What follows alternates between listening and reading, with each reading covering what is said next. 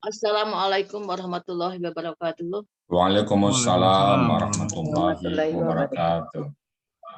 Alhamdulillah kita sudah mendengarkan tadi ayat-ayat suci Al-Quran surat Al-Tarik yang dibacakan oleh Pak Sa'ad yang menggetarkan hati kita, yang membuat hati kita begitu kagum akan ayat suci Al-Quran ini.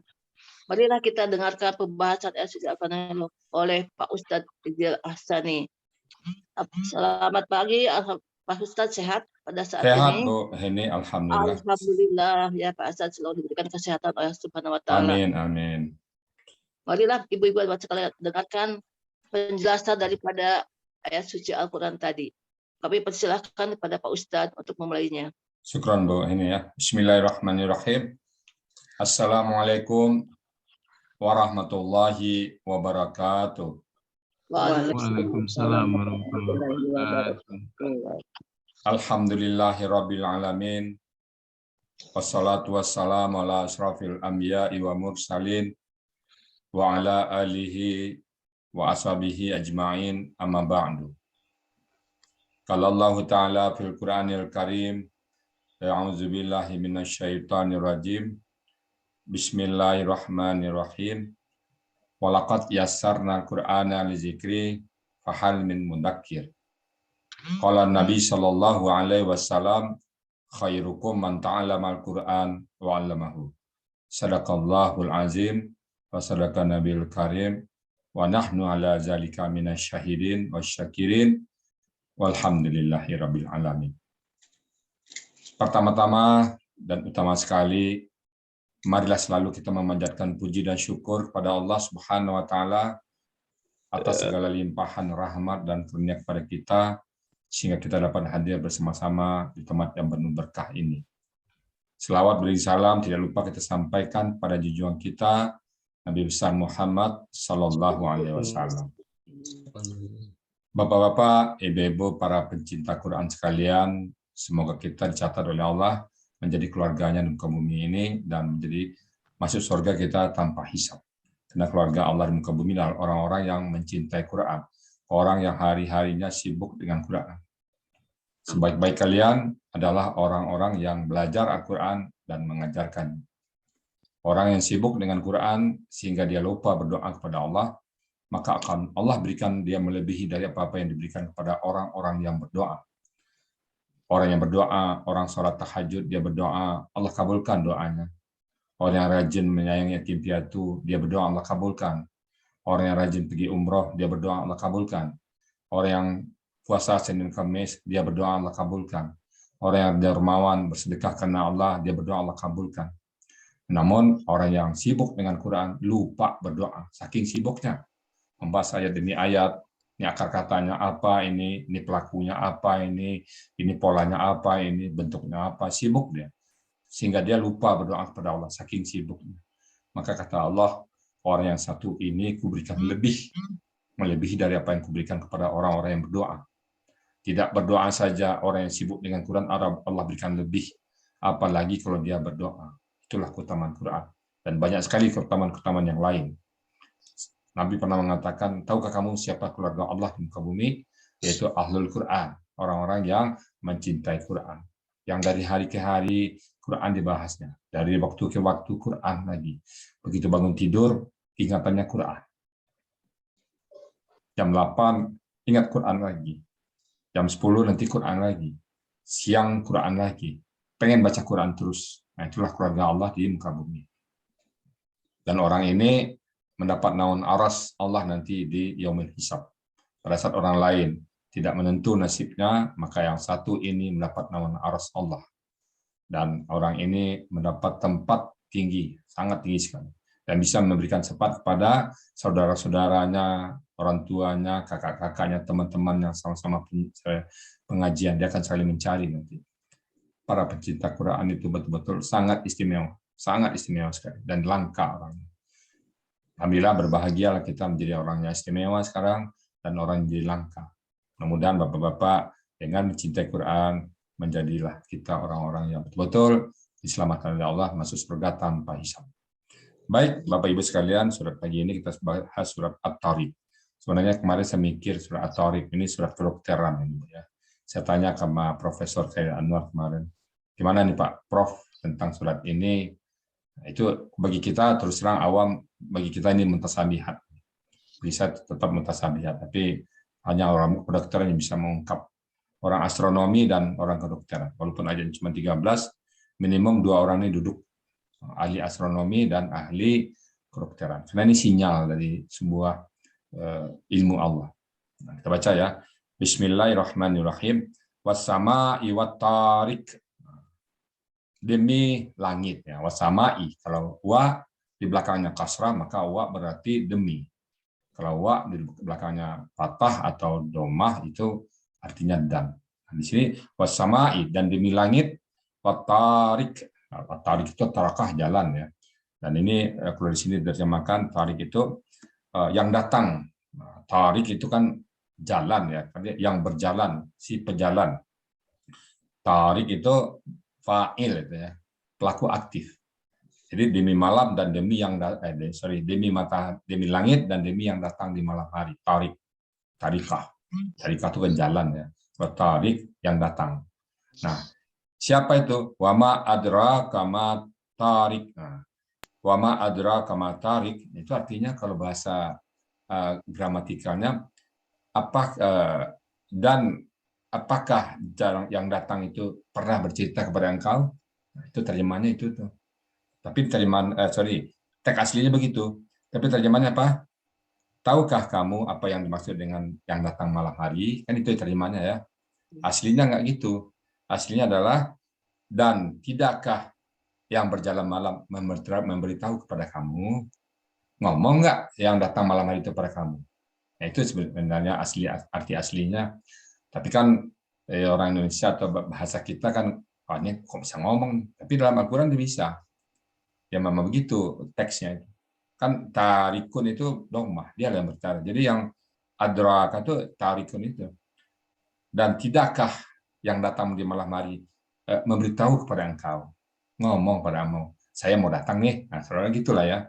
Tapi kalau dibuat terjemah seperti itu nanti orang mungkin ada kayak mana nih? Saya cuma salah gitu. Nah, yang benarnya begitu. Dan apakah yang datang malam hari bercerita kepada engkau, memberitahu kepada engkau? Nah, apa itu?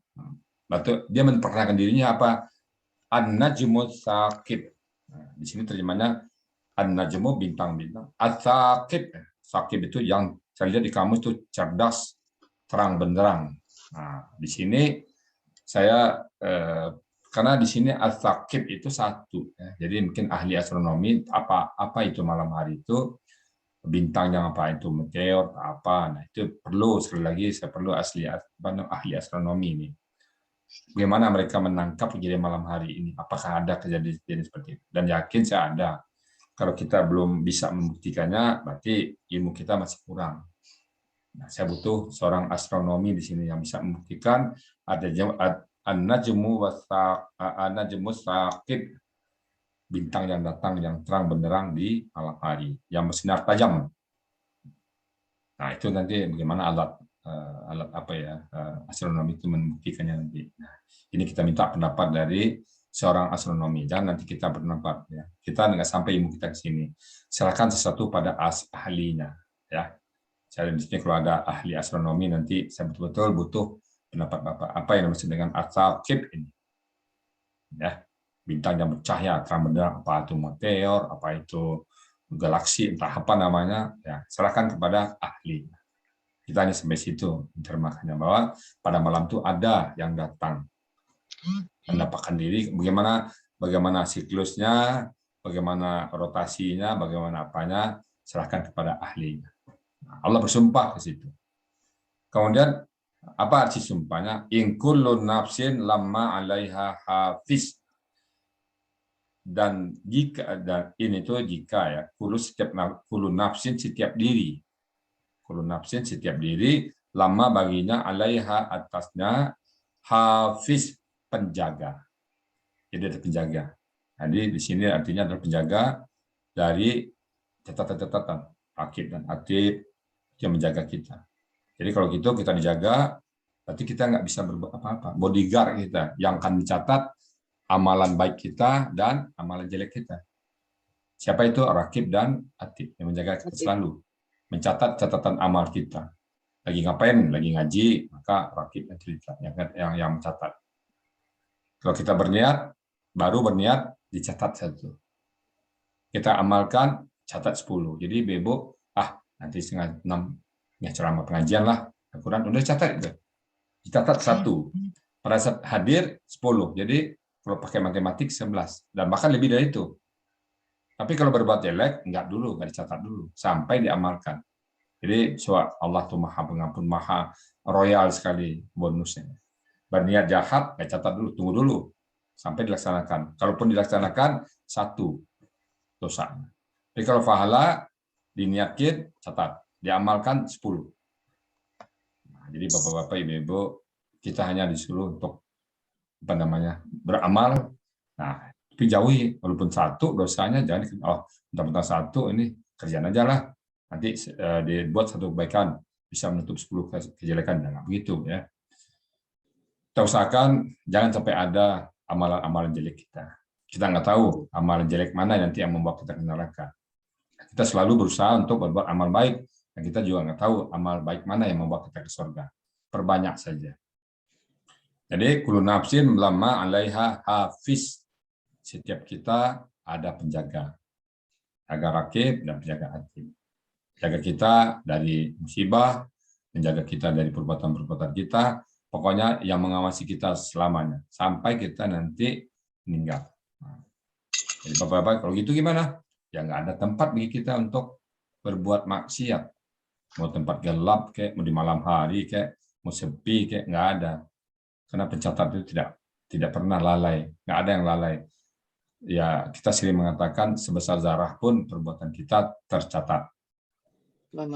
Tercatat semuanya, nggak ada yang lalai, nggak ada yang tertinggal.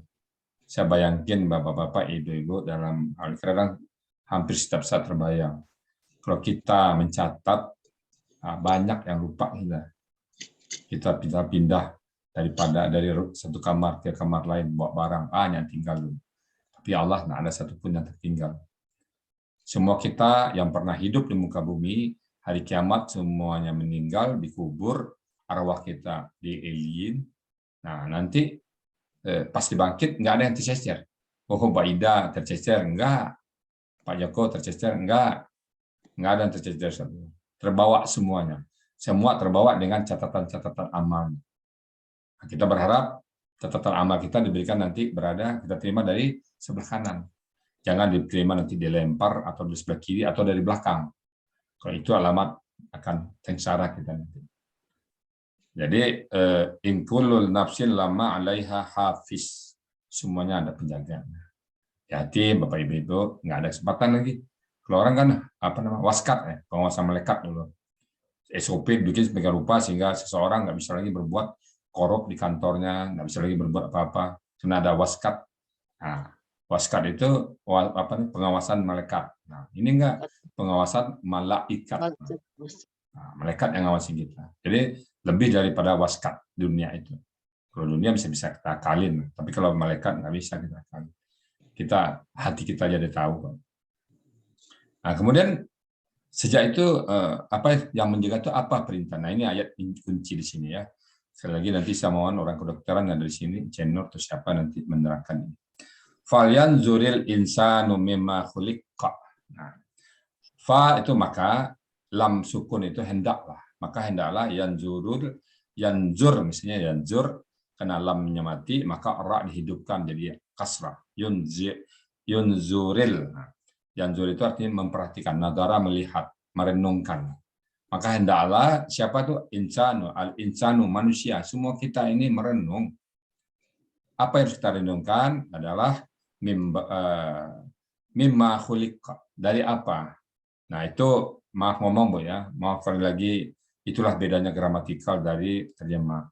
Mimma itu mestinya ma panjang, pendek ma di situ. Dikurangin alif satu. Biar menjadi perhatian bagi kita. Ini satu kondisi yang aneh.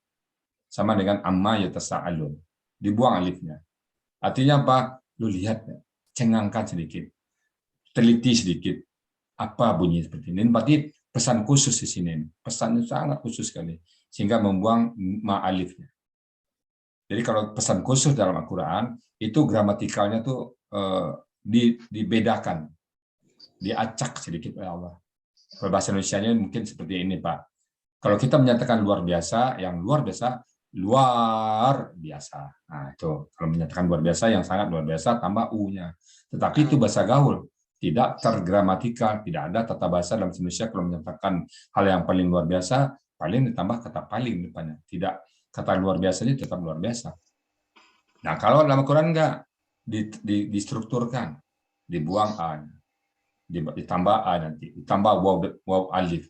Nah, kalau huruf alif waw ya itu adalah huruf-huruf yang penyedap Al-Quran. Kalau bisa saya katakan alif waw ya itu kalau di bumbu masakan itu penyedap masakan. Atau garamnya, itu cabenya, apa.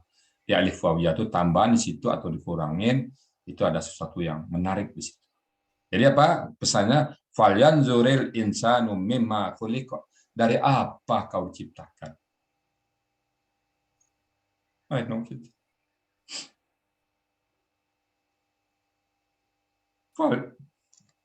Falyanzuril insanu mimma khuliqa.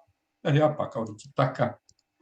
Nah, lalu akan jawab sendiri. Nggak perlu Allah nggak menunggu kita untuk bertanya. Khuliqa mimma indari dafik. Diciptakan dari khuliqa itu pasif. Diciptakan dari air yang terpancar, yang memancar, air yang hina.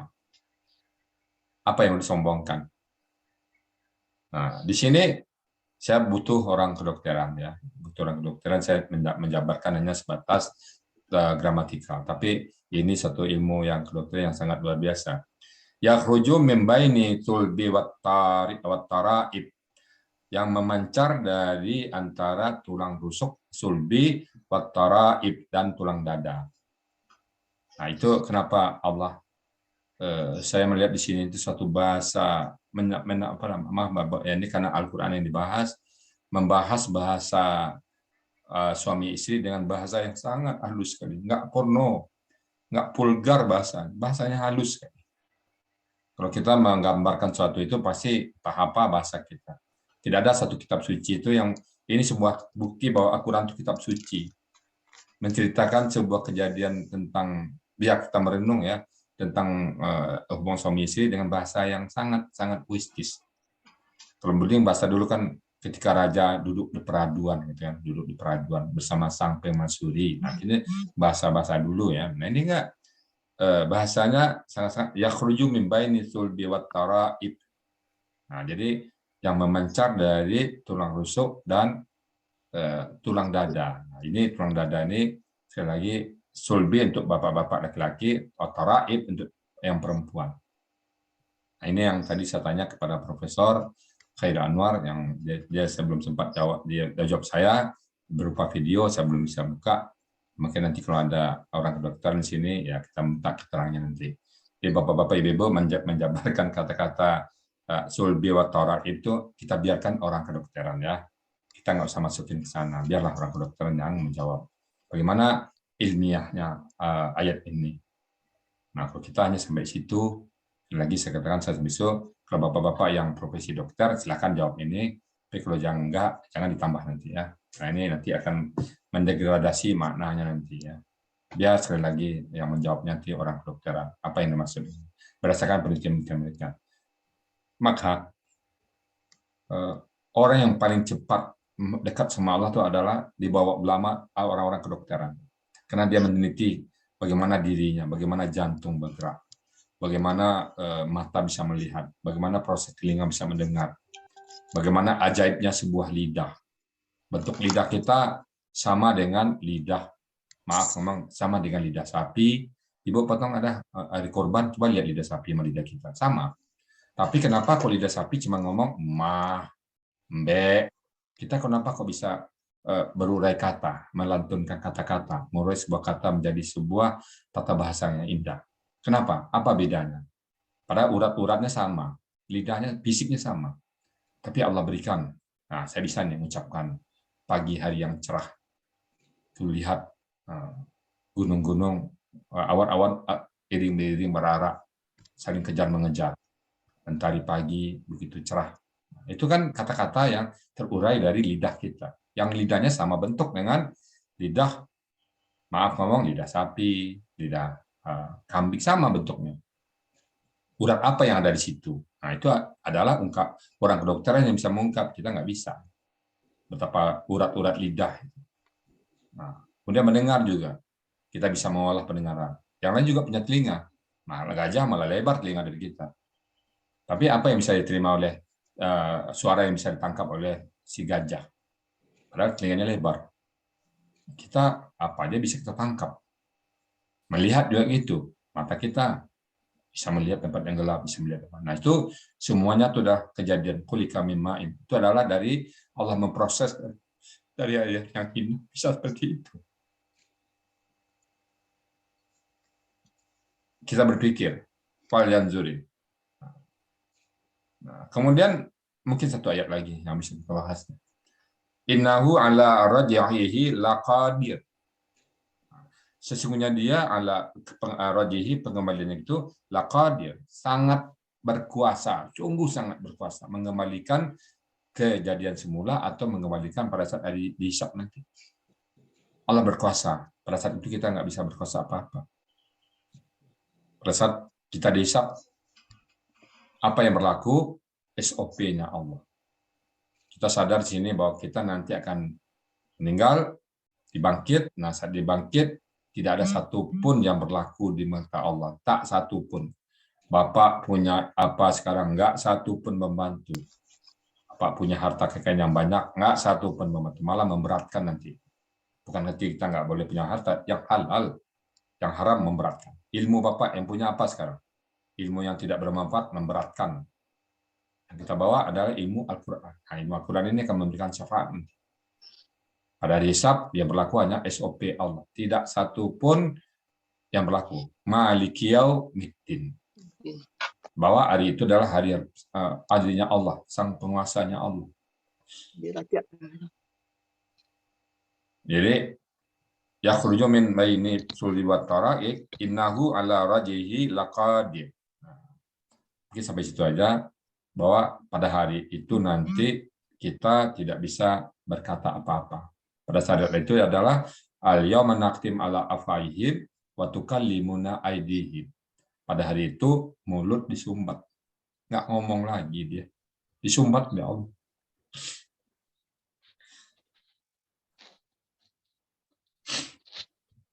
Al-yawma naqtim ala afwaihim wa tukallimuna aydihim. Ngomong tangan ini nanti. Tangan itu ngomong. Kemana kau bawa tangan kau itu? Kemana? Nekat akuntansi kosong? Bermaksiat?